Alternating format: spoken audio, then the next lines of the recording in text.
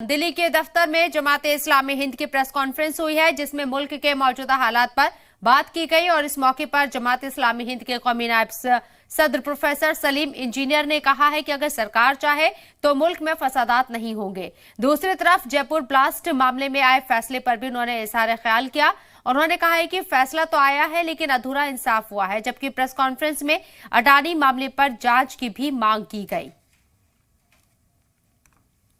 जो ज्यादा हुआ है वो भी आप देख सकते हैं उन स्टेट्स में हुआ है जहां जिस पार्टी की मरकज में हुकूमत नहीं है, मरकज में हुकूमत है और स्टेट में जहां नहीं है, उन स्टेट्स को खास तौर से सिलेक्ट किया गया, टारगेट किया गया। और ये जो वायलेंस हुई है ये कोई अब्रप्ट नहीं मालूम होती बल्कि प्लान्ड मालूम होती है। अगर हुकूमत चाहे तो दंगे नहीं होंगे, अगर हुकूमत चाहे कि दंगे ना हो तो दंगे नहीं होंगे।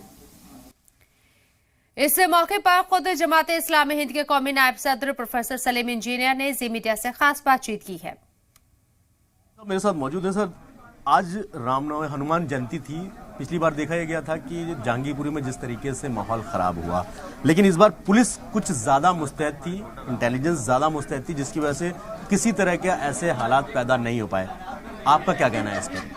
बिल्कुल हमारा यही कहना है कि अब ये कोई ढकी छुपी चीज़ें नहीं हैं और अब जिस तरह के जुलूस और त्यौहार निकाले जा रहे हैं और उसमें जिस तरह एंटी सोशल एलिमेंट्स उसमें वायलेंस करने की कोशिश करते हैं, तो अगर पुलिस चौकस रहे और पुलिस माकूल इंतज़ाम वक्त से पहले करे और कानून के दायरे में रहते हुए उनको परमिशन दी जाए कि नारे लगाने की परमिशन न हो और हथियार ले जाने की परमिशन न हो और ख़ास जगहों पर ज़्यादा ठहरने और रुकने की परमिशन न हो, तो आराम से उसको रोका जा सकता है। जैसा कि आज हनुमान जयंती के मौके पर दिल्ली में ऐसा हुआ है। ये इसका अंदेशा था कि कुछ हो न जाए, लेकिन अल्लाह का शुक्र है कि हुआ है।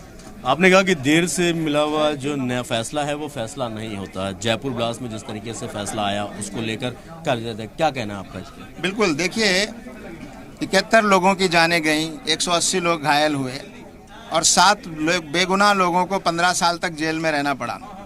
ये तमाम लोग विक्टिम्स हैं। जो मारे गए, जो घायल हुए, उनके परिवार भी विक्टिम हैं और जो बेगुनाह लोग 15 साल तक जेल में रहे वो भी विक्टिम हैं। अब 15 साल के बाद जो है अब ये फैसला आया है, यकीनन हमें खुशी है और हम उसकी तारीफ़ भी करते हैं, लेकिन ये अधूरा इंसाफ है। जब तक वो पुलिस ऑफिसर जिनकी वजह से ये मासूम और बेगुनाह लोग 15 साल जेल में रहे और जिनकी वजह से 15 सालों से अभी भी वो असल मुजरिम और असल जो दहशतगर्द हैं वो अभी भी आज़ाद घूम रहे हैं, उनको ज़रूर सज़ा मिलनी चाहिए और असली चेहरों को सामने लाना चाहिए। अडानी के मुद्दे पे पूरा अपोजिशन जो है वो एक मुश्त हो रहा है, एक मुश्त चल रहा है, विपक्ष पूरी तरीके से हंगामा कर रहा है, सारी चीज़ें। अब आप भी अडानी के मुद्दे पर आए हैं और आप भी बहस चाहते हैं इस तरीके से, आपका क्या कहना है इस पूरे मुद्दे? मसला ये पॉलिटिकल से ज़्यादा आवाम का मसला है। ये जो पैसा इसमें जो स्कैम हुआ है, इस स्कैम में भारत के आम नागरिक का पैसा शामिल है। LIC जो है वो भारत के आम नागरिकों के टैक्स के ज़रिए से LIC में उसका पैसा इन्वेस्ट होता है, तो आम नागरिक का पैसा इसमें शामिल है और आम नागरिक इसमें शरीक है। तो इसलिए ये जांच होनी चाहिए और हम सब नागरिकों को ये हक है जानने का कि आखिर ये जो स्कैम हुआ है ये क्यों हुआ है, कैसे हुआ है, इसके पीछे कौन लोग हैं, उनको सज़ा मिलनी चाहिए। जाहिर सी बात है, जिस तरीके से विपक्ष पूरा एकजुट हो रहा है अडानी के मुद्दे पे, वही देर से मिले न्याय को न्याय नहीं कहा जा सकता। इन सब चीज़ों के लेकर आज प्रेस कॉन्फ्रेंस जरूर की गई जमात इस्लामी हिंद की तरफ से। अब देखना यह है कि जिस तरीके से अपना मैसेज देने की कोशिश की, सरकार कितना इस पर गौर करती है। सैयद मुबशिर, जी मीडिया, दिल्ली।